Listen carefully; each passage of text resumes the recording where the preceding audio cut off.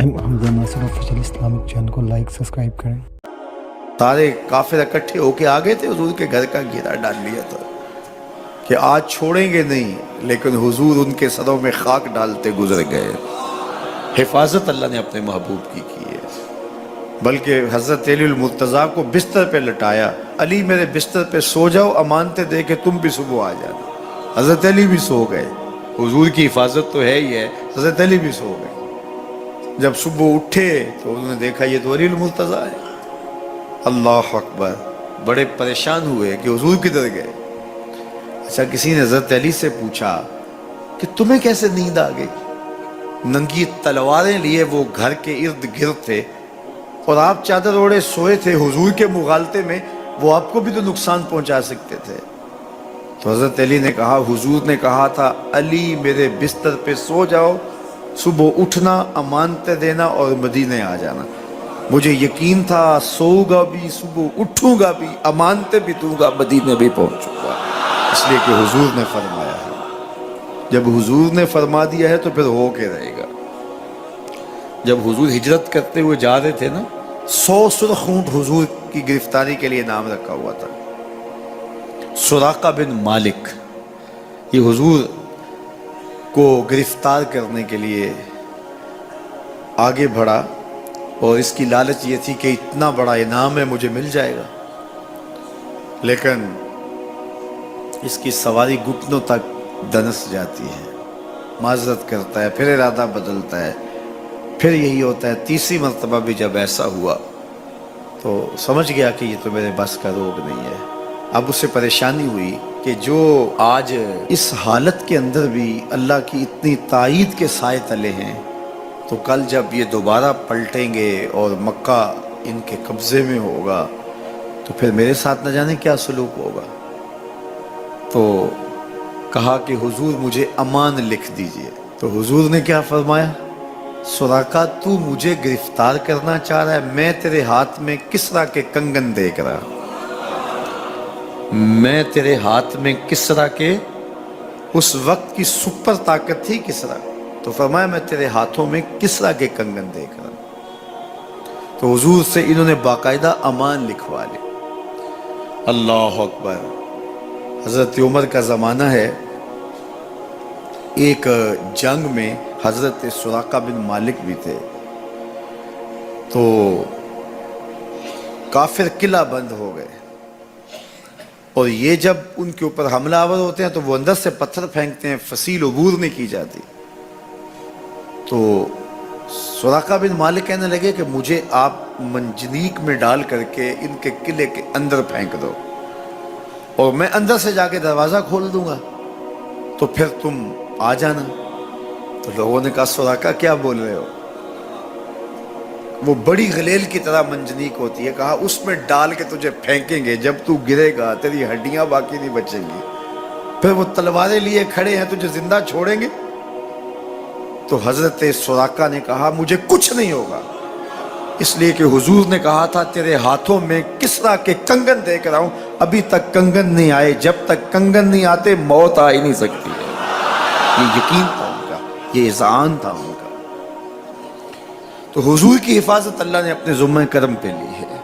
سوال یہ ہے کہ باقی بھی اللہ کے سچے نبی ہیں، ان کی حفاظت اللہ نے اپنے ذمہ کرم پہ کیوں نہیں لی، اور حضور کی حفاظت اپنے ذمہ کرم پہ کیوں لی؟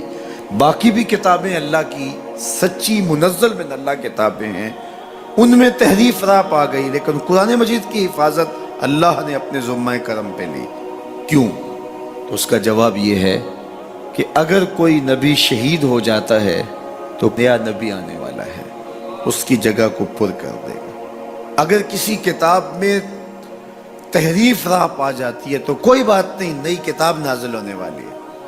حضور کی حفاظت اس لیے کی کہ اگر حضور بھی شہید کر دیے جاتے ہیں تو پھر حضور کے بعد تو کوئی نبی آنے والا نہیں ہے، اور کتاب اللہ کے اندر اگر تحریف کر دی جاتی ہے فَبِأَيِّ حَدِيثٍ بَعْدَهُ يُؤْمِنُونَ، تو قرآن کے بعد تو کوئی اور نسخہ نور نازل ہی نہیں ہونے والا، تو لوگ ہدایت، روشنی اور اجالا کہاں سے لیں گے؟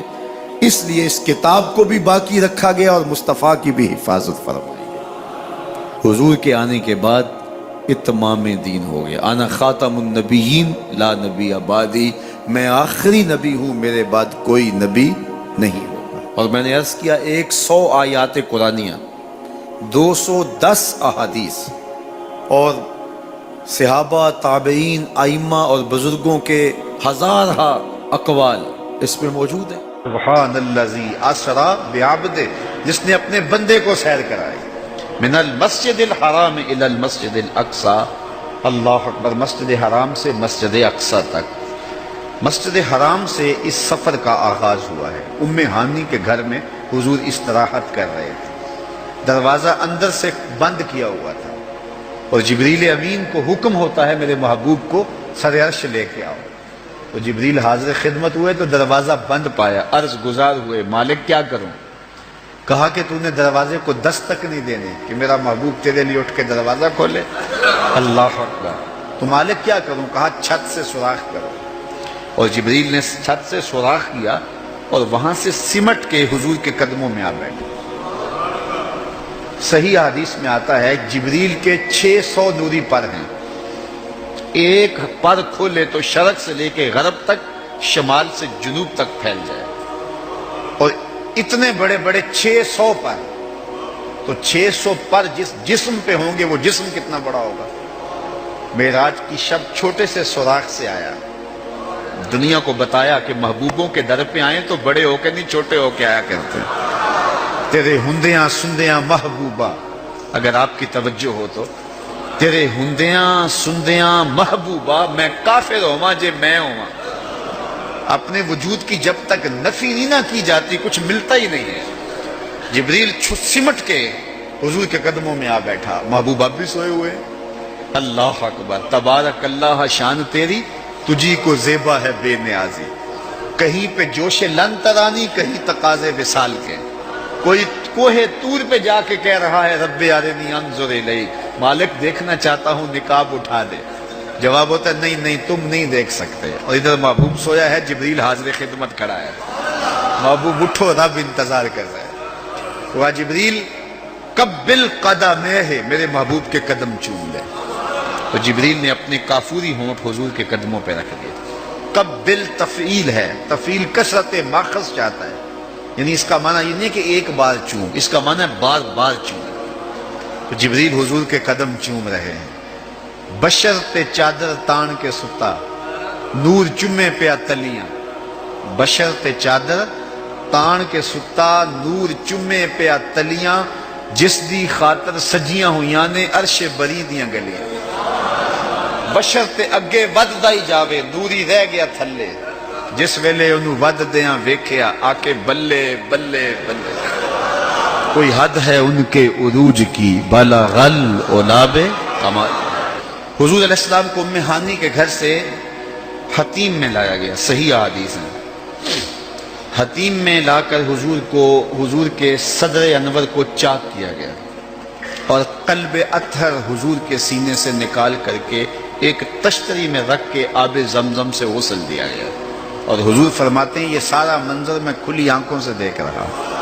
حضرت امام بدر الدین عینی علیہ رحمہ عمدۃ القاری شرح صحیح بخاری کے اندر لکھتے ہیں کہ جو ہی حضور کے قلب اطہر کو دیکھا تو جبریل اشش کر اٹھے. انہوں نے لفظ کیا کہے، قلب وقیع فیہ عینان تبصران و اذنان تسمعان. واہ واہ کیسا دل ہے جس میں 2 آنکھیں ہیں جو دیکھتی ہیں، 2 کان ہیں جو سنتے ہیں. حضور کا دل عام لوگوں کے دلوں کی طرح نہیں ہے. اعلیٰ حضرت نے جو قصیدہ سلامیہ لکھا ہے، جو عموماً مساجد میں نماز جمعہ کے بعد پڑھا جاتا ہے، تو اس میں آپ نے ایک تو حضور کے معجزات کا ذکر کیا ہے اور دوسرا اس قصیدہ سلامیہ میں حضور کے ایک ایک عضو بدن پہ سلام پڑھا ہے. کبھی انگلیوں پہ سلام، نور کے چشمے لہرائیں دریا بہیں، انگلیوں کی کرامت پہ لاکھوں سلام. کبھی ہاتھوں پہ سلام، ہاتھ جس سمت اٹھے غنی کر دیا، موج بحر سماحت پہ لاکھوں سلام. کبھی بازوؤں پہ سلام، جن کو بارے 2 عالم کی پرواہ نہیں، ایسے بازو کی قوت پہ لاکھوں سلام. کبھی ہونٹوں کو سلام، پتلی پتلی گلے قدس کی پتیاں، ان لبوں کی نزاکت پہ لاکھوں سلام، کبھی حضور کے سر انور کو سلام جس کے آگے سرے سربراہ خم رہے، اس سرے تاج عزت پہ لاکھوں سلام۔ ایک ایک عضو بدن پہ سلام پڑا ہے، تو ایک ایک عضو پہ سلام پڑھتے پڑھتے جب اعلی حضرت حضور کے دل پہ آئے تو اعلی حضرت کا قلم رک گیا۔ اور اب اعلی حضرت کی یہاں بولی دیکھیے، یہاں آئے تو بولے دل سمجھ سے ورا۔ ایک ایک عضو کی بات کی ہے، احادیث بھی ملتی ہیں، اب حضور کے دل کے بارے میں کیا لکھوں؟ اعلی حضرت بولے دل سمجھ سے ورا، مگر یوں کہوں گنچائے راز وحدت پہ لاکھوں سلام۔ یہ اللہ کے رازوں کا امین ہے حضور کا قلب اطہر۔ اللہ اکبر، کائنات کی سب سے بڑی حقیقت حضور کا قلب اطہر، وہ دل جس میں خدا کے جلوے سموئے ہوئے ہیں۔ اللہ اکبر۔ حضور فرمایا تنام عینای ولا ینام قلبی، لوگوں سنو، میری آنکھیں سوتی ہیں، میرا دل نہیں سوتا۔ حمزہ ناصر آفیشیل اسلامک چینل کو لائک سبسکرائب کریں۔